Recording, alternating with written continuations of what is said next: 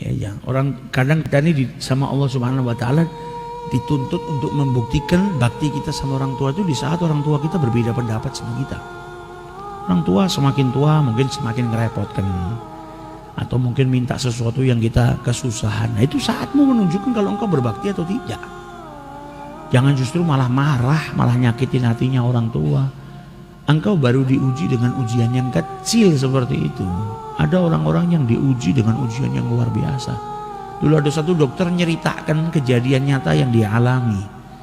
Dokter ini di rumah sakit kedatangan orang namanya Muhammad. Muhammad di usia 30 tahun. Dia bawa wanita tua, wanita tadi dipeluk sama dia. Dan wanita itu berontak terus. Mau buka jilbabnya, teriak-teriak, berontak kepingin lari. Dibawa ke rumah sakit, kata dokter perempuan tadi, ini siapa? Ini ibu saya. Lah kenapa kok sampai seperti ini?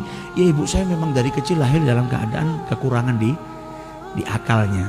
Kalau zaman sekarang kita nganggapnya orang sakit jiwa lah, ada kekurangan. Lu bagaimana ceritanya kok bisa punya anak? Sakit jiwa kok punya anak? Iya, memang ibu saya ini dinikahkan sama ayah saya, sama satu orang supaya punya anak saya yang bisa ngasuh ini, ngerawat. Dan mulai dari usia 10 tahun saya sudah ngerawat ibu saya. Saya yang bersihin kotoran, saya masakkan ibu saya ngasih makan. Kalau mau tidur saya ikat kaki saya dengan kakinya ibu saya. Saya takut ibu saya lari dari saya. Saya takut keluar dari rumah nanti susah nyarinya. Makanya dia mau tidur diikat. Jadi anak yang soleh, yang luar biasa. Kita nggak dikasih sama Allah ujian seperti itu. Kita nggak dikasih ujian-ujian, kita masih kecil. Ini anak diuji sama Allah punya ibunya dalam keadaan sakit jiwa. Mungkin kalau anak zaman sekarang sudah malu ngakuin ibunya. Mungkin ibunya dipergikan ke rumah sakit jiwa sudah supaya anaknya tenang. Ini enggak, sampai usia 30 tahun dia masih merawat ibunya.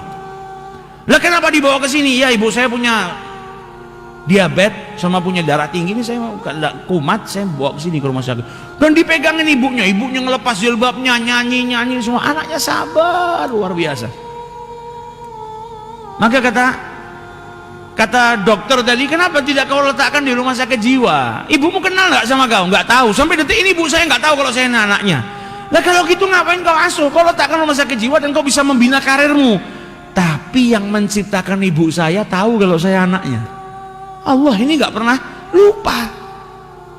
Allah nggak pernah lupa kalau saya ini anaknya ibu saya. Dan anak itu diwajibkan berbakti, wabil walidaini ihsana. Bagaimana mungkin saya mau merelakan pintu surganya Allah Subhanahu wa taala?